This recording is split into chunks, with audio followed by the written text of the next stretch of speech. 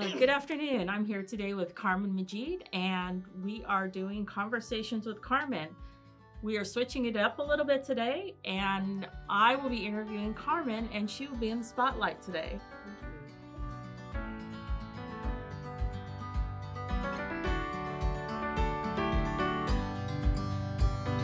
Yeah, I'm excited to be here. A little bit nervous, but Uh-huh. I'm excited to share some time and space with you. So Yeah. thank you for the opportunity. Sure. It's been a while. It has. It Yes, has. yes.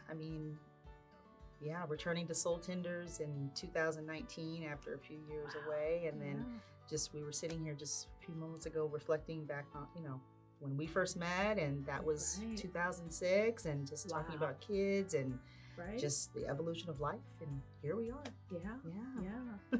Do you remember back when you first started, what that was like? Yeah, I do. I remember I was kind of in job hunting mode and looking for a new experience. I had been working full time forever, what felt like forever.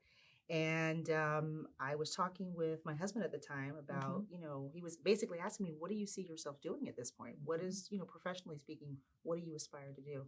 I said, well, a few things, one of which is to go into private practice or, group practice.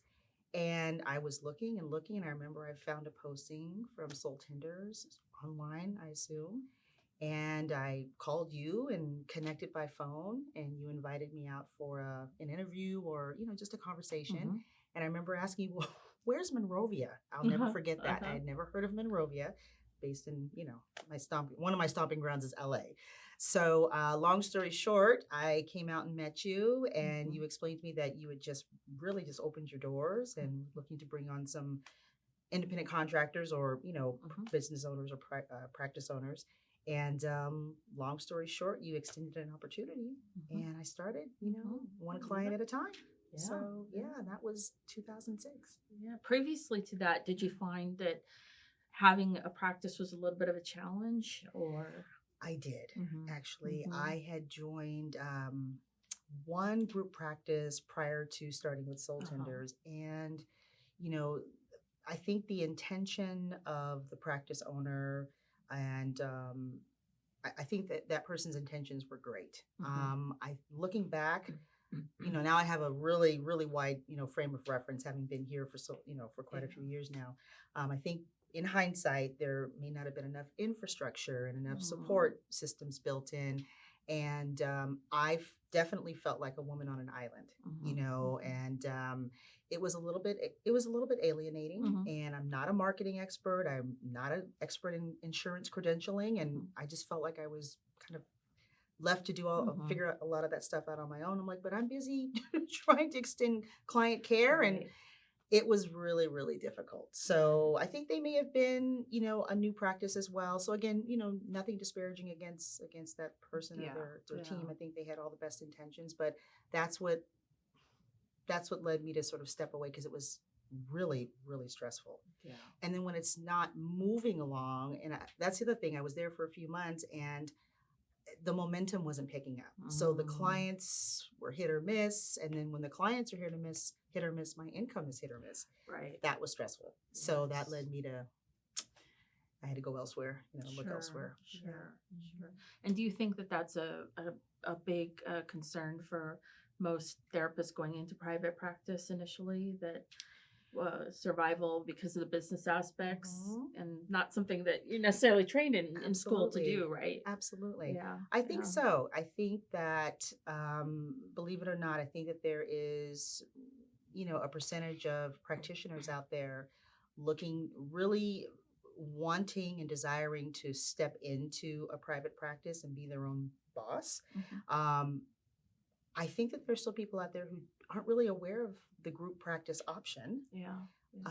And so they try to get the overhead on their own. They try to do the marketing and the networking and the credentialing all on their own. Right. And they're still, not really aware of the fact that there's somewhere like Soul Tenders that is just right there, ready to assist, ready to support, ready to encourage, and do all of that admin work for you, all the behind the scenes work, so that you can, sort of move to the forefront and do what it is that you want to do, which is, treat others. Sure.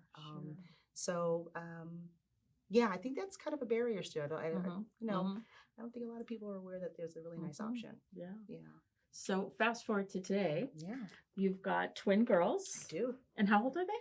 They turned 13 in Oh August. my goodness. And they're already, one of them said to me, I think this was last weekend, I'm almost 14. I said, you're not almost 14. I said, you've been 13 for 4 months.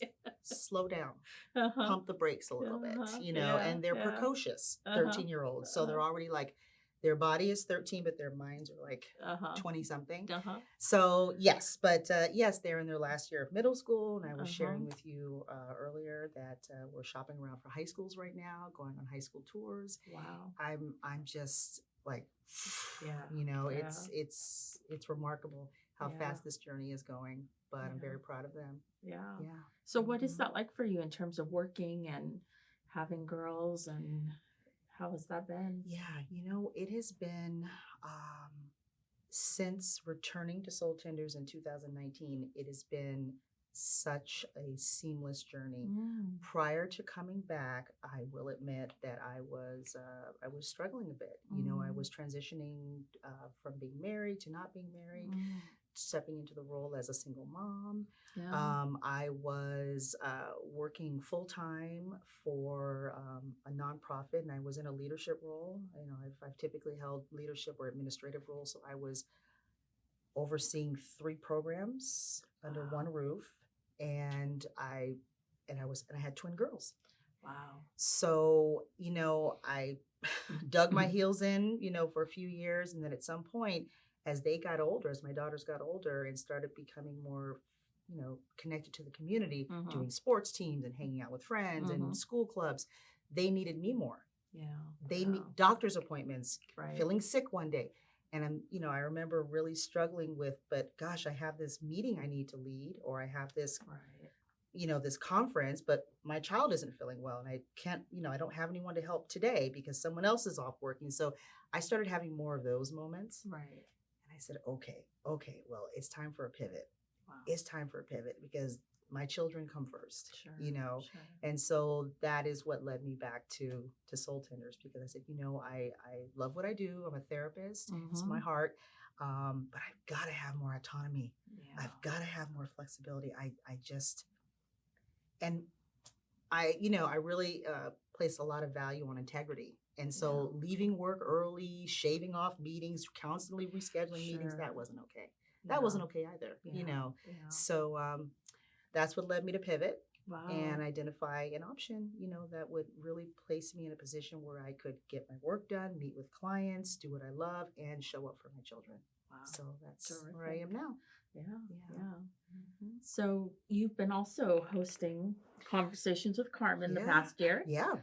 And I can imagine you must have had some kind of interesting moments with interviewing Absolutely. therapists each month. Yeah. Wonder if you have anything you'd like to share around that. Yeah, you know, I reflect back often on my very first conversations with Carmen interview. It was with Dr. Veronica Eo, Ah. and we hadn't transitioned to in person yet, and it was, you know, it was via Zoom. Oh my goodness, I owe her everything to this day because we could see each other on the screen, but the audio was off, and I couldn't figure out the Oh technology. no. We were fumbling. And so she ended up assisting me. Well, push that and do this and do that. I'm like, oh my gosh. And I kept apologizing. I'm really embarrassed. Yeah. I should be more, you know, more prepared than this. Anyway, that took about a good 15 minutes, but we were off and running after that. Yeah. So I really, you know, I'm thankful to Dr. Eo. But I think over the course of these interviews, spending that hour to hour and a half with people, whether it's, you know, on Zoom or in person, everyone brings such a uniqueness to the conversation. Everyone brings how do I put this? Everyone brings a unique experience or background that I wouldn't have seen coming. So for example, Wayne Bettis, Oh yeah. he once upon a time owned an ice cream truck. Oh wow. And that was, he had an ice cream truck on wheels. Wow. And he was like, yep, this, is one of my bucket list items, so I bought me an ice cream truck. I mean, those kinds of moments where you Uh-huh. don't expect Yeah. someone to say, "Yeah, I owned an ice cream Yeah. truck," Yeah. So, so Yeah. I have questions that I ask people to, I send them questions via email, ask Yeah. them to respond in writing, and I go over the responses with a fine tooth comb just so I know that I'm familiar with who this person is. But when you see these little tidbits about people that they choose to share, or these facts, these trivia Yeah. facts, I'm like, Yeah. wow, Yeah. Yeah. so I make it a point to try to emphasize that during the interviews.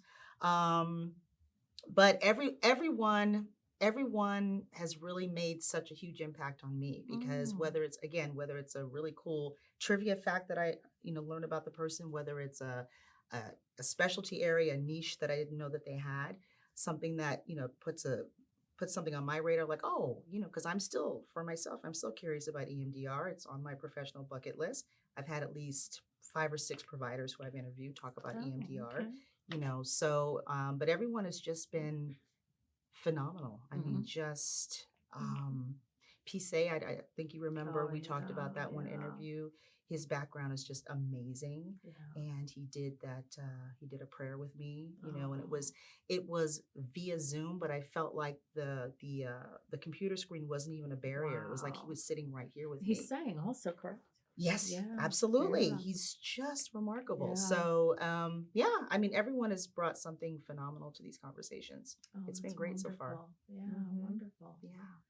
So, in having all these conversations with people over the past year, if you're giving advice to a new therapist coming on board, Hmm. what do you imagine you would say?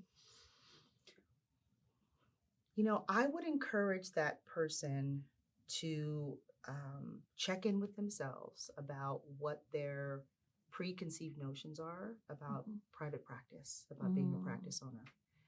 And if they can then identify one or more colleagues or associates who are already who are living the Yeah. experience, and sort of Yeah. cross-reference what they think, and then Mhm. cross-reference that with the feedback they get from others, Mhm. and see where they land. Mhm.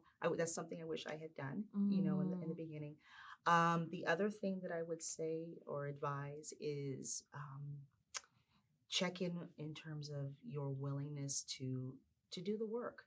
Mm. Because sometimes, a lot of times, a person has a genuine interest, but the momentum or the stamina, Mm. or the tenacity isn't necessarily there. Not that they're Mhm. not capable, but Yeah. sometimes, for me, at least in my own life, I believe in seasons. So there's a season for Mm. everything. So in 2006, when I first met you, and Yeah. then phased away after a year and a half, that Yeah. wasn't the appropriate season, and I Yeah. know that now. Yeah. Yeah. This is now my season. Yeah. So I Yeah. would I would advise people to really check in about, does it feel seasonal, Mm. and piggybacking on that, are they prepared to do the work? Are they Mhm. prepared to experience a tidbit of delayed gratification, Yeah. meaning, Yeah. like, financially and your caseload? Right. It's a really nice ramping up process here, though. I must say, I didn't wait long to really Oh, feel that I was good. getting somewhere. But there are beginnings. There's a Right. trajectory. Right. Right. So that's something, Right. another piece of advice I would give. Just, are Yeah. you ready for that? Right. You know, Right. the last thing that I would say about that is, I think that piggybacks on what I just said as well. Being willing to show up and just be patient. So, Mm. patient, your finances will grow. You'll Right. start to Right. earn your income, Right. but then also, really being integrous about which clients you step into a Mm. working relationship with. Mhm. The best client, the best fit. Are you the best fit for that client? And then Right. is the client someone that you can genuinely treat Sure. and do right by? And sometimes you may have to, even in the beginning, Mhm. if you're walking the integrity walk, you Mhm. might have to pass on a couple of clients, Mhm. even though you're like, darn it, I Yeah. only have X number of clients. Yeah. That could have bumped me up a little bit. Yeah. Well, Yeah. okay, but do you really treat what it is they're coming to the table with, or Mm. is there really a clinical connection there? Right. So Right. So it's kind of a fine balance. exactly. Okay. Yeah. Okay. Yeah. So, yeah, so those are, that's a little bit of advice giving that I would give someone who's contemplating Yeah. stepping into private practice. And for myself, I often reflect back to, as seamless as this process has been, I must say, um, when I reflect back on when I first returned to private practice, um, it took me a minute or two to embrace our wonderful support system that we have, our Mm. infrastructure that we have here at Soul Tenders. It just took me a minute to wrap my head around just the robust nature of all that they do. They're so highly capable, they're so professional, supportive, comprehensive. I could go on and on, but it took me a minute to like integrate all that, because I'm used to just being very independent and just doing the things. Yeah. And then once I became more familiar with, well, hold on, Carmen, again, there's a lane that you have, and you can navigate that lane, and then there's a lane over here, and it's to my benefit. It's to all of our benefit, So knowing from the ground running that hitting the ground running, if I wish I had known or had embraced the concept of having that administrative support, it would have saved me a lot of time, a lot of anxious moments, kind of stepping back and just relinquishing control as appropriate, just giving it over to our team. The second thing that I wish that I had known and embraced a little bit earlier is we are, as part of the provider network here, we go beyond being independent contractors. We're business owners. And I was gently reminded about that after my first and second conversations with Carmen's segment, because I kept referencing independent contractors. And I was gently reminded by someone who shall remain nameless, but you are a business owner. You are a practice owner, and embrace that. And it's not just about saying the words, it's about internalizing it. Absolutely. And once I did that, it's like, wow. It's just you just conceptualize things differently. And it creates, more proud moments. You take pride in like, hey, this is my thing. Right. I'm part of a wonderful collective network, but at the end of the day, I own this. Right. I'm spearheading this, and you feel more empowered. Right. So those are the couple of things that I wish I had, embraced a little bit earlier, but just thankful that I did embrace them. Yeah. So definitely. yeah. Definitely. Yeah.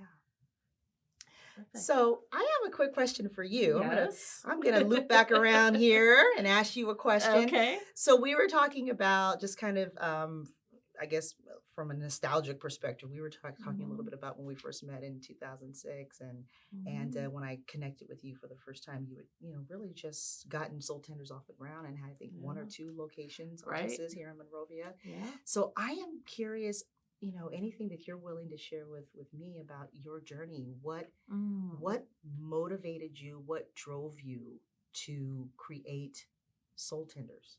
Yeah. Well, it was interesting because I was working for a small group practice myself, and I was doing all their billing and claims follow up and all that kind of thing. And it was in a whole big building full of just very independent therapists.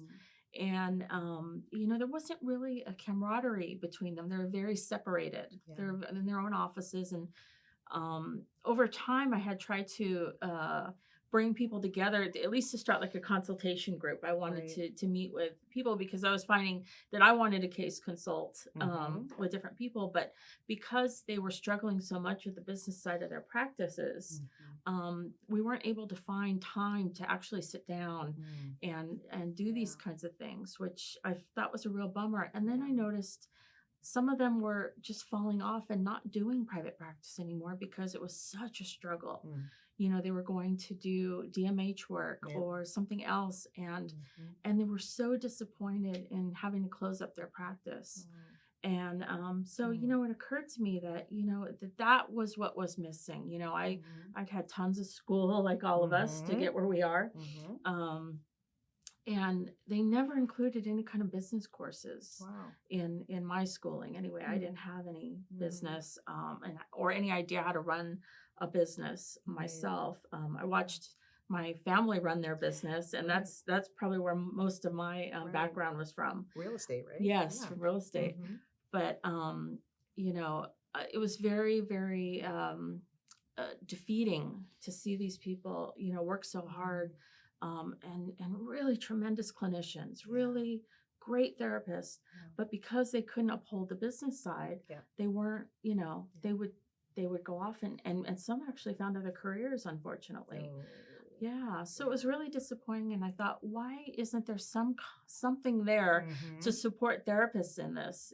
Even Mm. our association, Mm-hmm. I turned to our California Yeah. Association of Marriage and Family Therapists at the Right. time before I was a psychologist, Okay. and there wasn't a lot of support there in terms of the Wow. business side of things. Wow.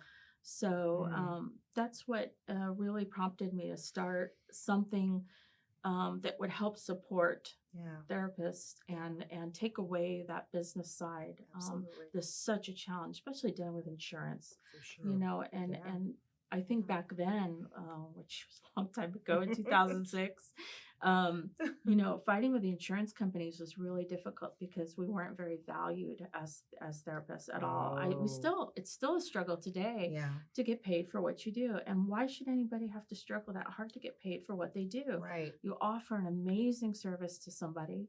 Mm. You're there in ways that, you know, most people aren't, you know, in a Absolutely. business Yeah. there for their customers or their clients. Right. Um, and yet, you know, it's a challenge to get paid, and you know, you get denials Mm-hmm. and all kinds of rejections from the Yeah. insurance companies, Yeah. and you have to fight to get a raise from now and then, you know. So Mm. over time, over the years, we've really had to, Mm-hmm. you know, learn the best ways to Mhm. get through dealing with all these insurance companies Yeah. and getting the best we can for our therapists, because Absolutely. you know they're so worth it. Yeah. And I have been so grateful to have Mm. some of the most amazing people work with us, Mhm. to help build that and to help do research and to Mhm. learn different Mhm. ways in which to support our therapists, Yeah. and then also to watch and see, you know, on the front lines what the therapists really need Absolutely. in order to thrive That's in their right. practices, not That's right. just, you know, have a Yeah. business, but to thrive in it. For So sure. Yeah. it's been really, like you said, it's a journey, and it's Yeah. very exciting. And Mm. again, I'm just incredibly grateful. We have 250 or more than 250 providers now. Wow. We're working on our fourth location, and probably or sorry, fourth, Uh, 14th yes. location, Yes. probably 15th next year. Ah, it's And amazing. yeah, so you know, you can see there was a need for it, and it's Mhm. just it's been incredible. I've been so lucky to meet great people like Mm. you who are willing to, you know, host this wonderful show for Yeah. everybody, and give us a really great opportunity to meet our For providers and sure. see what their specialties are, and really put them out there, because I also Absolutely. think that's another thing that therapists are not good at, is putting themselves out there. Exactly. Yes, Yep. they tend to be a little bit on the introverted side. Yes. And For this sure. really gives an opportunity to get to know our providers and see what Yeah. kind of work they're doing, not only in their practice, but in their communities. And then, Yes. like you said, also on a personal level, to get to Right. know them as people. As people. Yeah. That's right. Yeah. I So, love that.